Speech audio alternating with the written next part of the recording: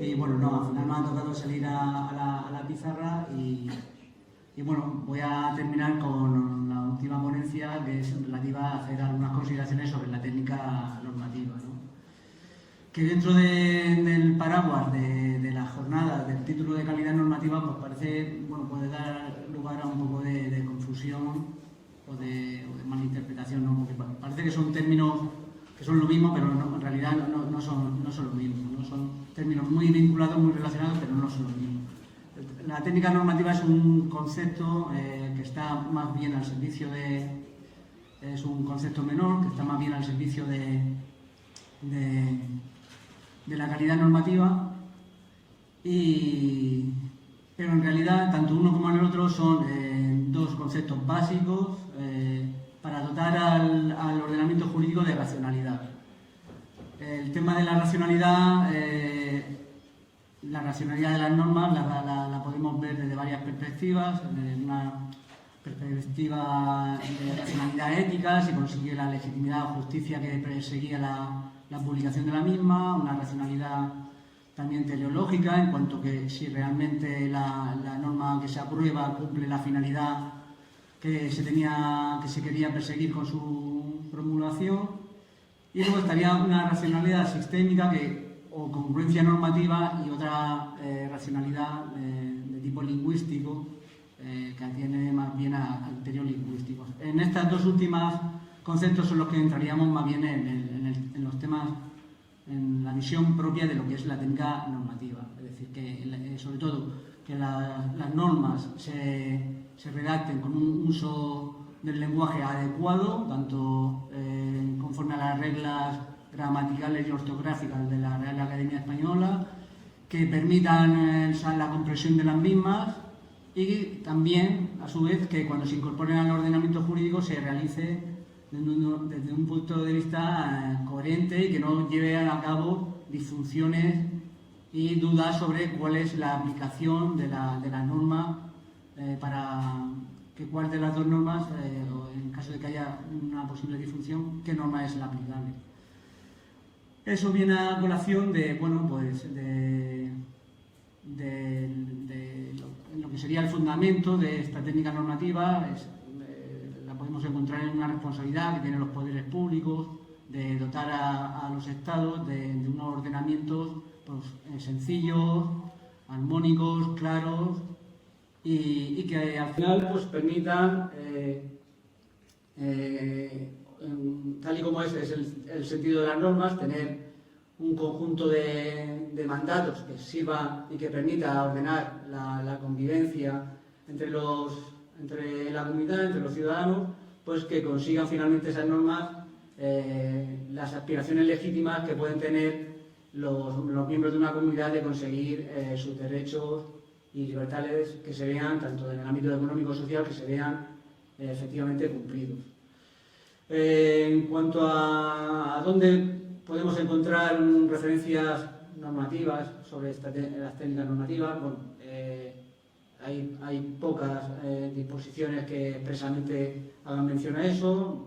Básicamente se desprende de esta idea del Estado social y democrático de derecho, del principio de seguridad jurídica que viene reconocido en la Constitución, en el artículo 9.3, de los principios que ya han sido recogidos recientemente en la Ley de Procedimiento Administrativo del año 2015 y también en conexión, claro está, con los principios que presiden la organización y funcionamiento de las administraciones públicas que están recogidos en la Ley 40/2015, pues de que realmente la administración al final, a través de las herramientas que son las normas, pues consiga la sencillez, la claridad, la proximidad a los ciudadanos, la responsabilidad de la gestión pública y una actuación pues, adecuada a una correcta suficiencia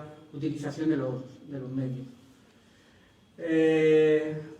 Jurisprudencialmente también hay reconocimiento de la necesidad de la observancia de esta técnica normativa. Hay dos sentencias, una la 46/90 y la 150/1990. la sentencia 46/90, una sentencia se dictó en su fundamento jurídico cuarto. Esta sentencia sí expresamente, bueno, es una sentencia, es un recurso de inconstitucionalidad que puso el presidente del gobierno contra unas leyes dictadas en la Comunidad Autónoma de Canarias, a la vista de la promulgación de la Ley de Aguas del año 85. Digamos que la capacidad normativa que podía utilizar la Comunidad Autónoma de Canarias, pues establecía ahí una regulación pues farragosa, oscura, lo cual llevó a cabo la vulneración de derechos adquiridos que tenían los interesados, y el Tribunal Constitucional en esta sentencia sí entró directamente, aparte de otros motivos, sí consideró que era el motivo de la utilización de la técnica normativa como un motivo expreso para declarar la inconstitucionalidad de la ley. También tenemos, a nivel doctrinal, tenemos y por lo que respecta aquí al ámbito de la comunidad autónoma, tenemos la memoria del año 2004 del Consejo Jurídico de la Región de Murcia, en donde hay un apartado pues bastante completo sobre las consideraciones que hace a la necesidad de la técnica normativa, del adecuado uso de la técnica normativa. Y luego, por ejemplo, pues hay también dictámenes, por ejemplo está el dictamen del 338/2017, que dice, hay un apartado específicamente que se llama técnica normativa en ese dictamen, y en el que dice que, dice, en el expediente remitido son varias las advertencias realizadas sobre la necesidad de preservar la técnica normativa en la composición y redacción del proyecto, necesidad que, como ha señalado este Consejo Jurídico en anteriores ocasiones, es para elevar la calidad de las normas, favoreciendo el principio de buena regulación y de garantizar el principio de seguridad jurídica, para lo cual las normas han de generar un marco estable, predecible, integrado, claro y de certidumbre, que facilite su conocimiento y comprensión y, en consecuencia, la actuación y toma de decisiones de las personas y empresas. Tal forma de proceder no reviste una trascendencia meramente formal o estética, pues persigue, se ha de insistir, hacer efectivo el principio constitucional de seguridad jurídica, asegurando la certeza del ordenamiento jurídico. Lo que serían ya más específicamente, hay otras dictámenes del Consejo Jurídico. Hace poco, con ocasión de una modificación del decreto por el cual se regulaba el Consejo Asesor Regional de Drogodependencias, hizo ahí una breve, es un decreto regional que ha sido objeto ya de 3 o 4 modificaciones. Entonces vino a plantear la necesidad de que, en vez de estar haciendo sucesivas modificaciones, hacer un decreto nuevo, ¿no? En cuanto a las prescripciones más normativas, las regulaciones sobre técnica normativa las encontramos en los antecedentes del Manual de Estilo de Lenguaje Administrativo del Ministerio de Administraciones Públicas en el año 90, directrices del Consejo de Ministros que se dictaron en el año 91, que luego se extendieron, esas directrices eran para anteproyectos de ley, luego se extendieron para proyectos de disposiciones de carácter general. Luego esas directrices fueron sustituidas por las directrices actuales, las del año 2005, que son las directrices, no son normativa básica, pero son aplicables de forma supletoria.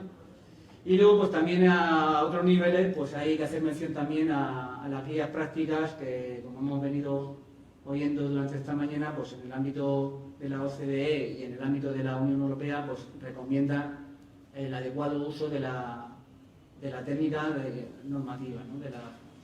Y lo importante que es la calidad normativa de las disposiciones. Y luego también tenemos, a nivel de nuestros invitados, tenemos el Manual de Elaboración de las Normas de la Generalidad de Cataluña del año 1992 y el reciente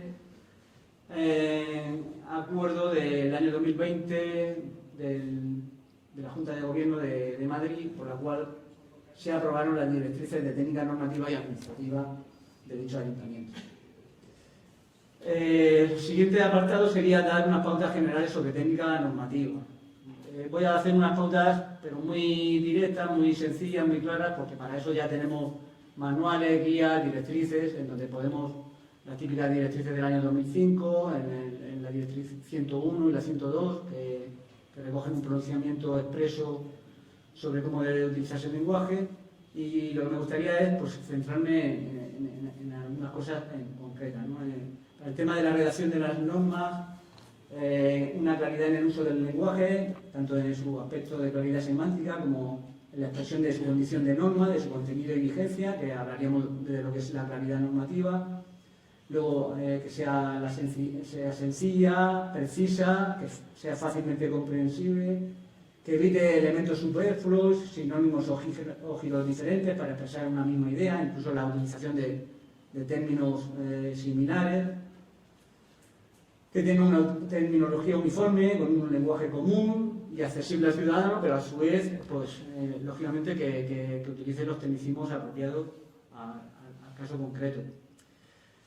Que evite el uso sexista del lenguaje. Este es un aspecto que, bueno, ahora vamos a tocar un poquillo más, es un aspecto bastante controvertido. Y que haya un adecuado respeto a las concordancias de género y número, y el cumplimiento normal de las normas gramaticales y ortográficas de la Academia de la Lengua, el correcto uso de la puntuación, de las mayúsculas, del empleo de las siglas, etc. Al hilo del empleo de las siglas, una de las, no sé, creo que la directriz 54, no recuerdo exactamente, que se pronuncia sobre el uso de las siglas, que dice que el uso de las siglas debe de utilizarse sin puntos, sin espacios, acompañado siempre a continuación de una explicación de la referencia a qué norma se hace referencia, y también de su uso restrictivo en la denominación y en el empleo del título de la norma. Aquí tenemos un ejemplo, aquí en la región de Murcia, en un dictamen del Consejo Jurídico de la región de Murcia del año 2005, sobre el anteproyecto de ley de creación del Instituto Murciano de Acción Social. Venía Instituto Murciano de Acción Social, entre paréntesis, y más. El Consejo Jurídico en su dictamen propuso y sugirió la eliminación de la sigla en el título de la norma, y que su adecuada utilización debería ser en su artículo primero, pues acompañado de la explicación de a qué correspondían esas siglas. Al hilo de esto también hay unas pautas para la redacción del título de la norma. Aquí no voy a entrar en las típicas reglas de que, bueno, pues tiene que hacer mención a que es una ley, a que es un decreto, a que tiene que tener un orden cronológico, a que tiene que tener la numeración de los años o de las fechas utilizándose cifras arábigas, ¿no? Aquí, bueno, ahora enseñaré algunos ejemplos de lo que no se debe hacer. Y bueno, aparte de todo eso, lo que interesa a la hora de hay otros criterios, ¿no? Por ejemplo, lo que está utilizando el Estado, que a la hora de denominar a las órdenes se utiliza siglas en función de los ministerios, de donde provengan. Pero lo más importante para mí creo que serían estos puntos que he recogido aquí. Sería que el título debe ser breve, preciso, completo, expresivo y congruente con el contenido de la norma, siendo recomendable que sea fácil de memorizar, que debe indicar expresamente su objeto y características, si es una norma que dispone, si es una norma que modifica, si es una norma que deroga, que suprime, y que en el texto del título haga referencia a que se trata de una norma del ámbito de la Comunidad Autónoma de la Región de Murcia, o de la Región de Murcia. Hay que incluir una indicación del objeto o materia de que se trate, pues si es la Ley de Servicios Sociales, pues que sea la Ley de Servicios Sociales. Si hay una disposición modificativa de esa ley, debe citarse tal circunstancia. Por ejemplo, aquí tenemos el ejemplo de la Ley 3/2003 de 10 de abril del Sistema de Servicios Sociales de la Región de Murcia. Esta norma ya está derogada. Pues hay una ley posterior, la Ley 5/2006, de 2 de mayo, por la que se modifica la Ley 3/2003, que expresamente se diga ese carácter. Y en el caso de las disposiciones temporales, que el título ha de especificarse ha de especificar el periodo de vigencia. Pues el típico caso de las leyes de presupuestos generales o, por ejemplo, en decretos que se dictan en desarrollo de ley y que a través de los cuales se ponen en marcha o se aprueban planes de actuación en los cuales pues, no deja claramente delimitado cuál es el periodo de la vigencia. Para la redacción de la cláusula derogatoria, bueno, hemos estado ya viendo un poco esto, al hilo de la intervención de Paula y de Esther, pues indicar de manera explícita la norma objeto de la derogación, si afecta a la totalidad de la misma o solamente a una parte. Deberá de tener una redacción exhaustiva, precisa y sistemática, delimitando en párrafos separados cada una de las normas o partes concretas que se derogan. Y debe designar o nombrar por su rango, número, fecha de aprobación y título la disposición o disposiciones que se derogan. Esto que parece que es fácil, no siempre pasa, como ahora lo veremos. Y también hay una serie de pautas que bueno, debe de prescindirse de cláusulas de derogación expresa genérica o indeterminada, del tipo quedan derogadas las disposiciones que se opongan o a lo que dispone la presente, o quedan derogadas las normas de igual rango o inferior contrarias a lo que disponga este decreto. Si la derogación es nominada, porque se cita expresamente la norma que se deroga, y esto es rizar el rizo, si la derogación es nominada, no debe dejarse ningún grado de indeterminación del tipo queda derogado el decreto tal en todo lo que sea incompatible con la nueva regulación. Pues eso es un disparate, ¿no? Y luego, pues como hemos dicho, pues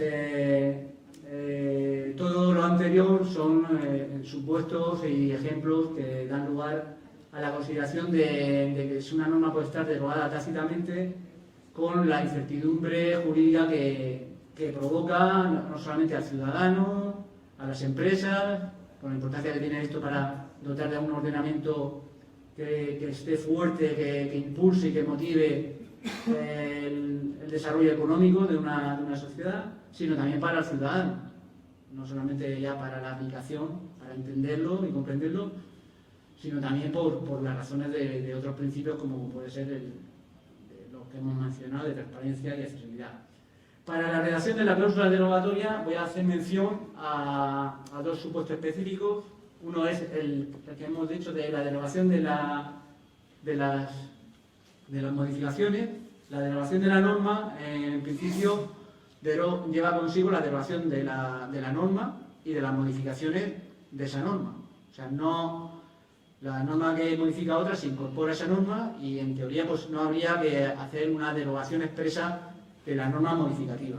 Lo que pasa es que nosotros consideramos que, por razones de seguridad jurídica, debería de recogerse expresamente la derogación de la norma y de todas aquellas modificaciones. En esto hay multitud de ejemplos a nivel de leyes, decretos, etc. De hecho, aquí tenemos un ejemplo en esta ley. La Ley 3/2003 del Sistema de Servicios Sociales de la Región de Murcia fue modificada por una ley del 2016 y la Ley 3/2021 es la última ley de Servicios Sociales de la Región de Murcia que deroga en su cláusula derogatoria, solamente hace mención a la Ley 3/2003, pero no hace mención a la Ley 5/2016, cuando realmente tenía que haber hecho un listado de todas las normas que quedan derogadas. Y luego, respecto también al tema de la derogación de aquellos preceptos que son objeto de refundición, ¿vale? El texto refundido debe recoger expresamente la derogación de las normas y preceptos refundidos. Aquí un claro ejemplo lo tenemos de una práctica en la Ley de Hacienda de la Región de Murcia, en el Decreto Legislativo 1/99, donde su derogación, disposición derogatoria, pues establece, pues como vemos aquí, deroga la Ley 3/90, deroga una disposición adicional primera de una Ley de Presupuestos Generales, deroga otra disposición de otra Ley de Presupuestos Generales, deroga unos artículos concretamente, unas leyes, es decir, hace una relación exhaustiva, clara y detallada de todos los preceptos que están derogados. Y en cuanto a la fórmula lingüística para llevar a cabo la derogación de las normas, pues bueno, pues no hay ningún parámetro tampoco así estándar. Lo importante es que quede claro, que el mensaje se transmita de forma clara. Aunque, bueno, pues se puede decir que en cuanto a la formación lingüística apropiada, dado que el objeto de la derogación expresa es siempre una disposición normativa o una parte de una disposición normativa, la redacción tiene que hacer referencia a la norma o preceptos que se derogan. Se deroga la ley tal de veintitantos de no sé qué, o se deroga el decreto tal, o se deroga el artículo fulanito del decreto tal. En cuanto al uso del lenguaje, el uso del lenguaje es otro de los apartados en donde hay que hacer una mención especial. Vienen las directrices sobre el uso del lenguaje en la número 101 y la número 102 del acuerdo del 2005. Deben de observarse una serie de criterios lingüísticos generales, tanto en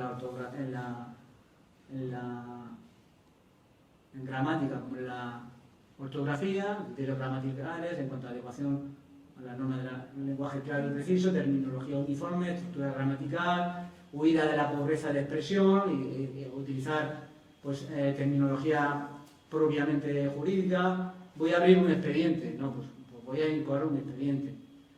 Huida por concordancia de género y número y el uso no sexista del lenguaje.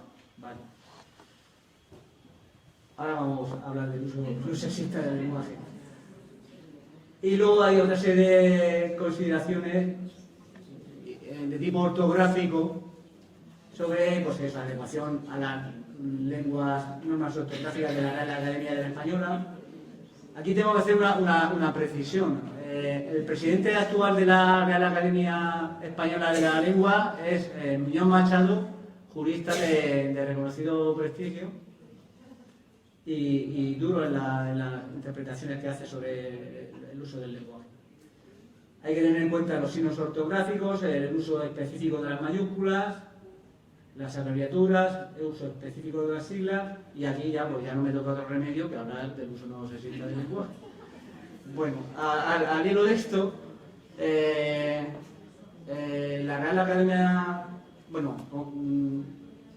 la Real Academia Española de la Lengua ha sido consultada recientemente en un par de ocasiones, ha dado lugar a la emisión de dos informes, uno con motivo de la reforma del Estatuto de la Junta de Andalucía y otro a instancia del Gobierno sobre la inclusión, sobre la utilización del lenguaje inclusivo en la Constitución española. Sobre el uso sexista del lenguaje, bueno, no hay duda ninguna. Hay dos normas, la Ley Orgánica 3/2007, de la igualdad efectiva de mujeres y hombres. La redacción de los textos se utilizará un lenguaje que evite el uso de forma discriminatoria, de modo que la terminología empleada está en armonía con el principio de igualdad de sexo. Y en la ley de la comunidad autónoma, la Ley 7/2007, pues también hace ahí en el artículo 33, creo que 38, hace una mención también a la necesidad de erradicar el uso sexista del lenguaje. ¿Vale? Hay muchos manuales elaborados sobre el uso no sexista del lenguaje. Curiosamente, la mayor parte de los manuales están elaborados a nivel de entidades locales, de ayuntamientos y de diputaciones. Y la Administración del Estado tiene elaborado un manual de uso no sexista del lenguaje, un manual que está muy bien porque tiene referencia a la cantidad de manuales existentes por todo el territorio nacional, en diferentes entidades, sobre el uso no sexista del lenguaje. Y también, pues, a nivel de la Comunidad Autónoma de Cataluña también existe ese manual. Y sobre el tema del uso sexista del lenguaje, pues, bueno, aquí la Real Academia Española de la Lengua, yo creo que ha utilizado un poco el sentido común, ¿no? Yo creo que hay que partir del hecho de que el castellano es una lengua románica, es una lengua, como todas las lenguas románicas, tiene unas características propias de tipo androcéntrico, que va ya pernada en la cultura. Cuando nosotros normalmente alguien se pone malo, la pregunta siguiente: ¿has ido al médico? En vez de has ido a la médica, ¿no? Y bueno, eso no quita para que en la medida que sea siempre posible, en la medida que siempre sea necesario, evitar un uso sexista del lenguaje, pero sobre todo lo que importa es hacer un uso con sentido común, un uso que al final permita al destinatario de la norma comprender el mensaje y que se pueda leer pues, con fluidez, o que se pueda leer en alto con fluidez y que sea fácilmente interpretable, ¿no? Quizás alejada un poco del uso de las barritas.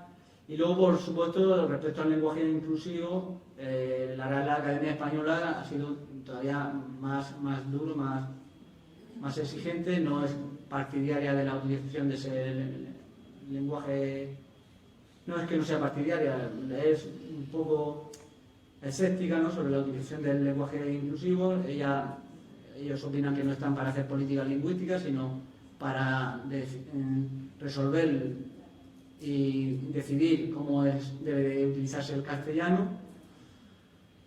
Y bueno, al final pues también dicen que en la medida posible pues que se puede hacer un lenguaje con el uso de formas genéricas, indeterminadas, terminología pues, bueno, que englobe tanto al género masculino como femenino, ¿no?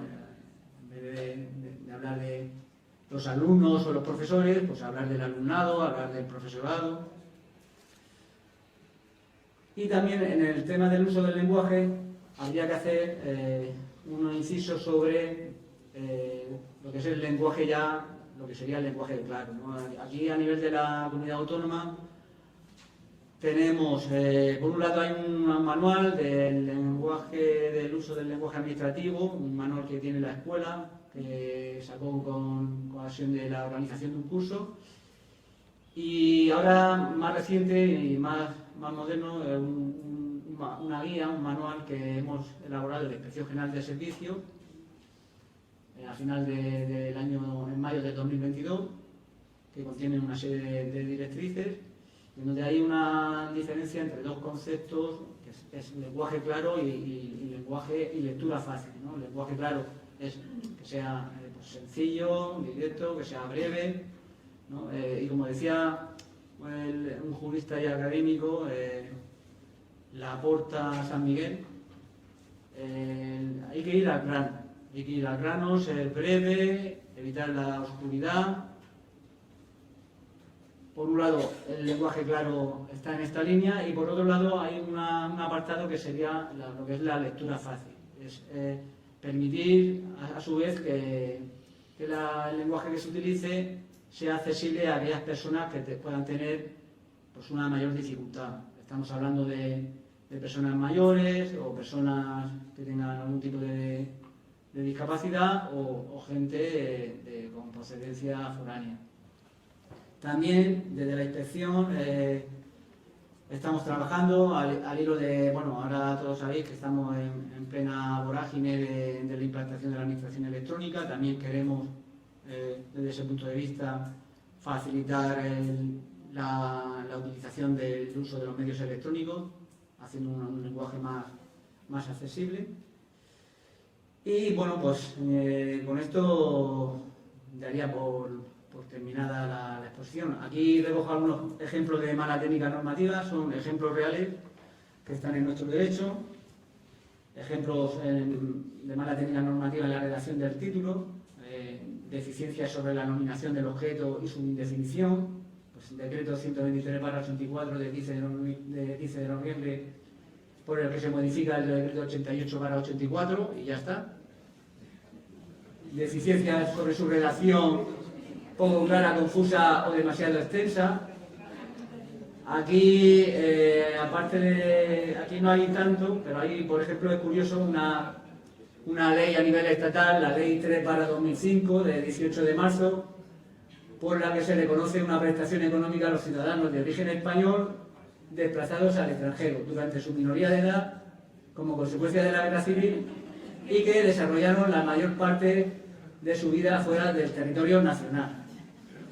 Aquí no se me ocurre decir otra cosa que aquello que decía un presidente del Congreso murciano que manda narices.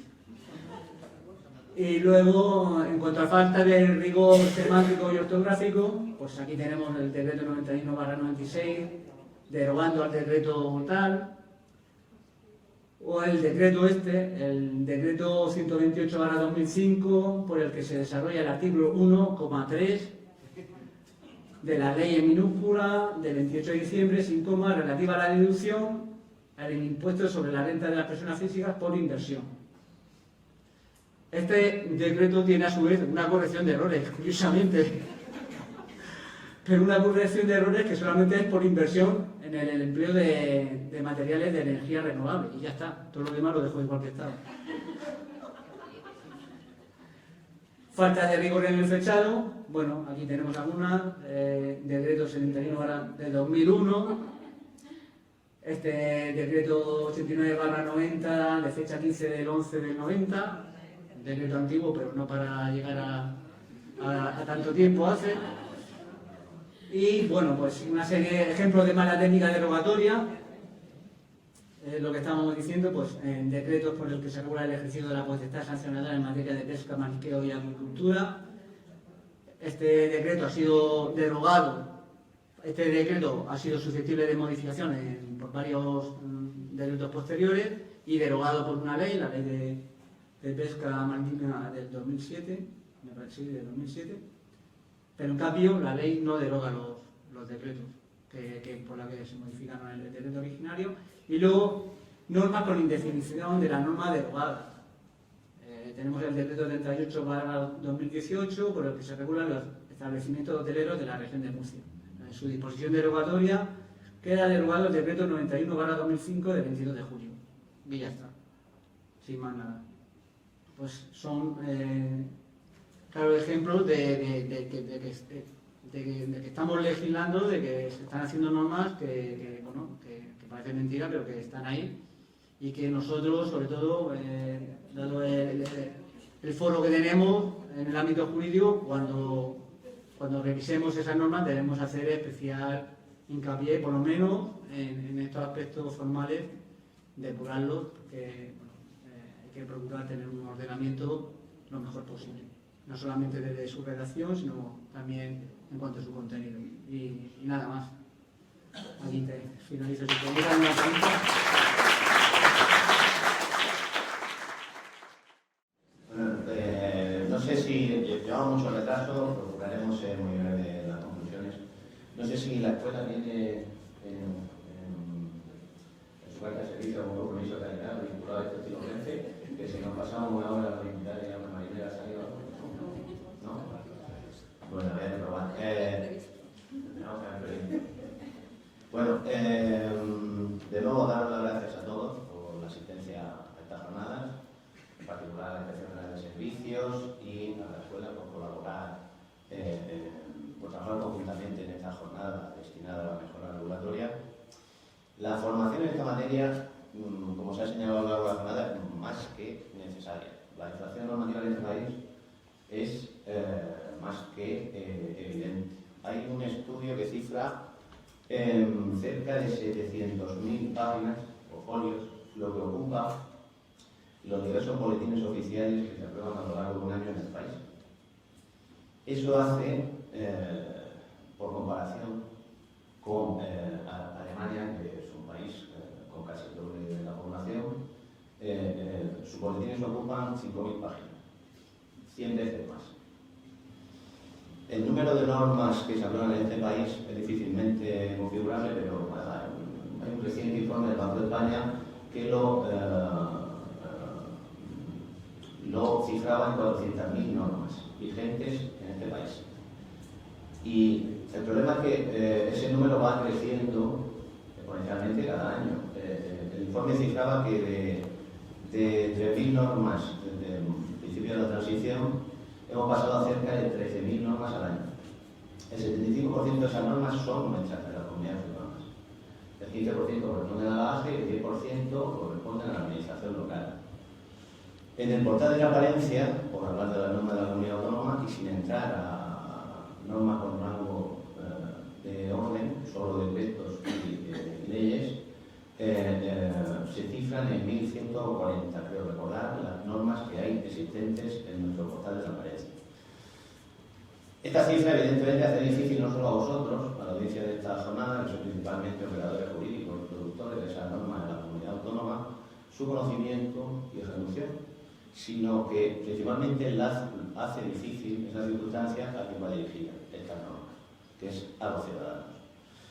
En este punto no conviene olvidar también que, según un informe de la OCDE, España es, junto a Italia y Grecia, el país con mayores cargas burocráticas para la ciudadanía. Esa reducción de cargas es algo en lo que esta consejería, a lo largo de esta legislatura, ha centrado su esfuerzo a través de un proceso de simplificación que toda la inspección, muchos inspectores aquí presentes, están desarrollando a lo largo de las diferentes consejerías y que muchos de vosotros estáis participando en ese proceso de simplificación. Y esa simplificación y reducción de trabas burocráticas para la ciudadanía, acompasada de, como ha señalado Andrés, de ese proceso de modernización y de extensión del expediente electrónico, no puede haber una simplificación sin simplificar las normas que regulan la actividad administrativa. Y vino acompañada de ese plan al que Ana Pilar nos hizo referencia. Como decía, estas jornadas, y como ha señalado también Ignacio, no son solo una necesidad formativa, sino que es un punto de encuentro entre responsables de diferentes comunidades autónomas para tratar problemas comunes que en ocasiones no se resuelven de manera común. Y en este punto debemos de agradecer la participación y el detalle que hayan tenido de venir a Murcia los ponentes de Ignacio, del Ayuntamiento de Madrid, o de Ter y Paula, de la Generalitat de Cataluña. Os pido disculpas por no poder dar la vuelta. A la de Ignacio sí me quedé y coincido con él en muchas de sus apreciaciones, especialmente la necesidad de acompasar el plan anual normativo, actualmente anual normativo, con la legislatura. El proceso de elaboración de normas que todos vosotros, iba a decir, sufrís o padecéis en vuestro trabajo, dista de ser o dista de poder acompasarse con la ejecución temporal del plan anual normativo, tanto el proceso legislativo como el proceso de elaboración reglamentaria. En este sentido, proponer un plan de legislatura podría ser una solución. Y yo creo que ahí el informe al que se ha referido Andrés, que se está elaborando por parte de la inspección, para analizar aquellas normas que son obsoletas, están derogadas, pueden ser objeto de refundición o se preveía una refundición y no ha sido objeto de esa refundición, puede ser un buen punto de partida para ese plan de legislatura en la nueva legislatura. Coincido también en la necesidad de evaluación. Esta consejería, de hecho, no solo evaluación normativa, sino evaluación en todos los niveles. El problema de la evaluación es que tiene un componente bastante negativo. Identificamos la evaluación como una auditoría cuando realmente no lo es y es una oportunidad de mejorar. De hecho, hicimos una guía de evaluación de política pública en colaboración con la Universidad de Murcia y estamos a la espera de un voluntario que se presente a esa evaluación, que ya os digo que es una oportunidad de mejorar. Sobre el plan anual normativo y su ejecución, aquí estamos más o menos como el Ayuntamiento de Madrid, un dato parecido, estamos en un 31%, creo que en el 2022 de 58 iniciativas que se sometieron como se aprobaron en el plan, se ejecutaron 18, un poquito más, pero en la misma tónica. Junto con la evaluación se ha señalado aquí, se señaló por la consejera, de hecho, la necesidad de la participación. Sí que es cierto que esa participación, los porcentajes pueden considerarse escasos, o no, según se mide. Desde luego, si son escasos, es por culpa nuestra, es porque algo no estamos haciendo bien a la hora de fomentar la participación ciudadana, no ya solo en las iniciativas normativas. Que más bien escasa, como sabemos, en la consulta previa normativa y que está teniendo una finalidad bastante reducida en ese caso. La consejera daba números, yo no voy a entretener con números, sí que es cierto que han participado a través de las consultas públicas normativas y de la consulta pública y de las consultas previas normativas que organiza la Oficina de Transparencia, cuyo director le damos las gracias también por estar aquí. Bastante ciudadanos, sí que la Comunidad Autónoma de hecho impulsó un proyecto pionero de presupuesto participativo que también fomentó la participación en este sentido, en lo que no deja de ser la principal ley de un gobierno a lo largo del año. Lo que no podemos olvidar en estas jornadas es que con esas consultas y con esa participación no solo cumplimos una obligación legal, que la hay, de fomentar esa participación, sino que enriquecemos el debate público y hace más eficiente la labor de un gobierno. Al final, nuestra labor, evidentemente, no debe ser otra que mejorar los servicios que prestamos, y en esa labor debemos de seguir contando con el ciudadano. Y no me quiero extender más porque ya sé que es la hora y no sé si a ver otra cosa le da Te paso la palabra a la directora de la escuela. Vale, no sé si se...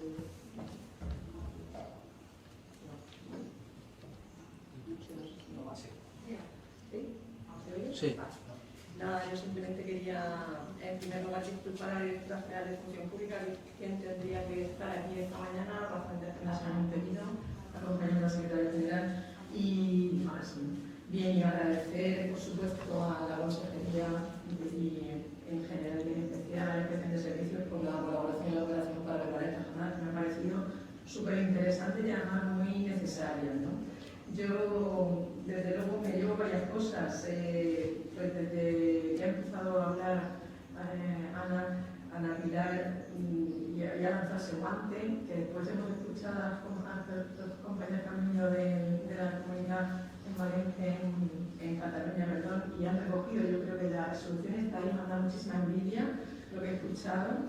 Luego creo que nos tenemos que quedar aquí con la constatación de que, bueno, tenemos todos más o menos los mismos problemas, las cifras son muy parecidas, las situaciones muy similares, unos son un camino más un camino en un punto y otros en otro, pero bueno, creo que al final tenemos todas las miras puestas en lo mismo, ¿no? En función de esos principios que nos deben orientar en atender a los ciudadanos, que yo muchas veces no sé si os pasará, pero hay veces que lees disposiciones y ni siquiera te entiendes lo que ponen. Cuando eres un operador jurídico que te está dedicando a eso, imaginaos la gente de las personas a las que supuestamente van dirigidas esas disposiciones, ¿no?